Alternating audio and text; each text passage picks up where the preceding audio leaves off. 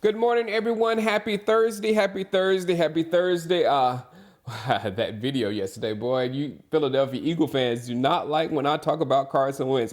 I'm sorry, guys. That's just my opinion for what I've seen. In my opinion, you guys were sold that you had the next Aaron Rodgers. You paid a lot of money for the next Aaron Rodgers, and I've just yet to see it come to fruition. Just it is what it is. Speaking of that, it brings me to Jared Goff. Jared Goff worries me, guys. He really does. Jared Goff, in my opinion, of the Mitch Trubisky's and the Josh Allens and the Jeff Driscolls out there that have hurt us in the last few weeks, Goff has more potential than all of them, almost probably combined. When you talk about throwing the football, he's not the runner those guys are. And I told you that Josh Allen and Mitch Trubisky would pull that ball in and go for it on 3rd and 4 and 3rd and 3 and things like that when they feel they can get the first down with their legs to keep the drive moving, that they would do it. But if we don't get to Goff and we give him time in the pocket with his full complement of receivers that he's coming in Dallas with, they could drop 30 to 40 on us. They really could. And yes, I said 40. Yep. And if you let Gurley, kill us in the run game, it just opens up that play action. And it's almost like pitch and catch with them. So they got Gurley running the football, of course. Then you got Brown. And then you got Tony Pollard's old teammate, Darrell Henderson. And all of them are dangerous. They really are. Gurley seems to be back to, where he was. And more than that, Sean McVay seems like he's remembered what got them to the Super Bowl last year and just handed the ball off to Gurley, handed the ball play action, handed the ball off to Gurley. And I'm still not over the way they gutted us last year. They gutted us like crazy, man. And it just gave me nightmares, and I still get them because it was just like a helpless feeling with them running the ball down the middle of our defense. So, and we're not any better at that now. We're not. We may be a little bit worse now.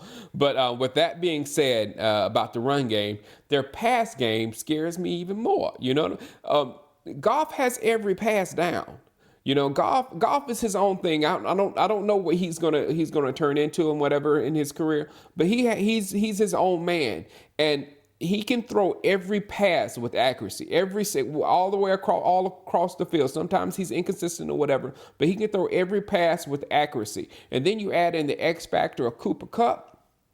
I want a Cooper Kupp so bad in the draft. I really did. When you add in Cooper Kupp, and he's pretty much uncoverable, and he doesn't drop anything. So I mean, he's pretty much like a bigger, stronger, faster Cole Beasley, and he's going to be a serious problem for us. And then the other wide receivers, you got Brandon Cooks. Brandon Cooks, he's not putting up the numbers that he did in the past. I think he got 1,200 yards last year.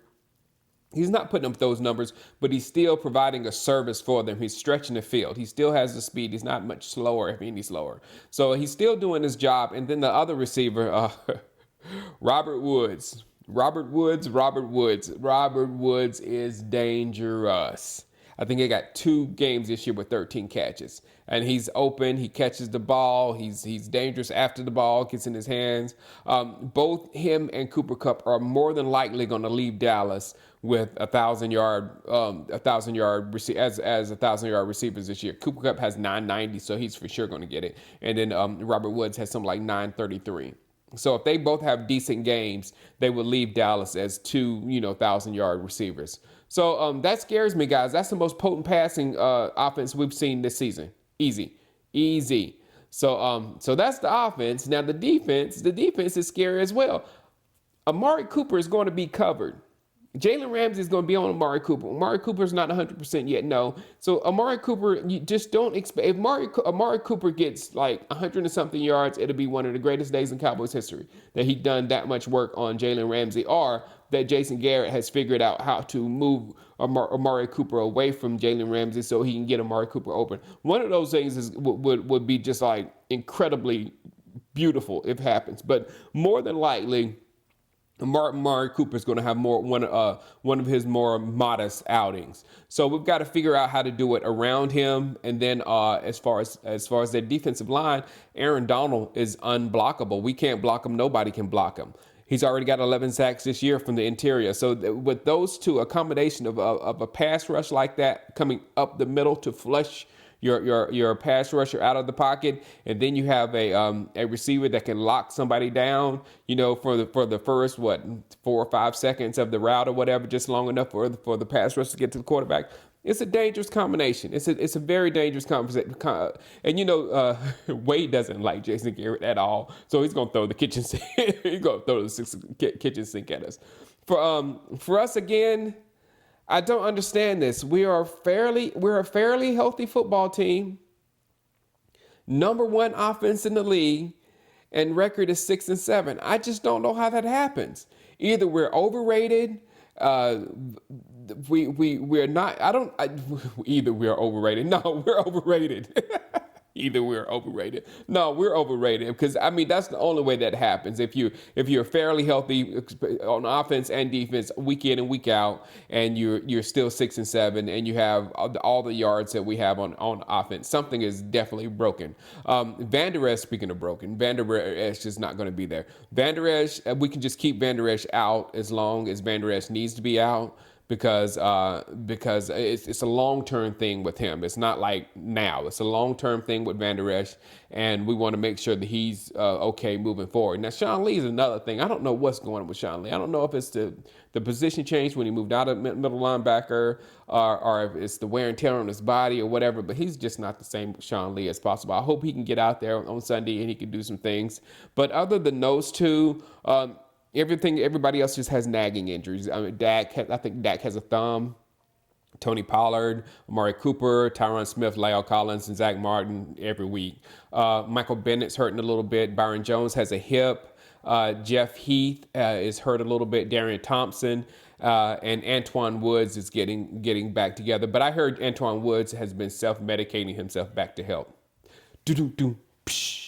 All right, what I've seen in the last 3 weeks, you can only laugh at stuff right now, but what I've seen in the last 3 weeks, we have to be completely off. They have to be completely off their game for us to beat them, like they were 3 weeks ago with the Ravens. They were completely off their game.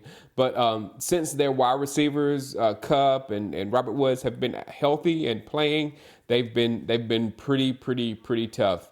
The only good thing I can report to you right now, the only good thing I can say sitting here, is that we can lose this week to the Rams and beat Philadelphia and Washington and still win the division. So we can lose and still control our destiny. 8-8, the NFC East champions or whatever. So that's the only thing I can bring to you.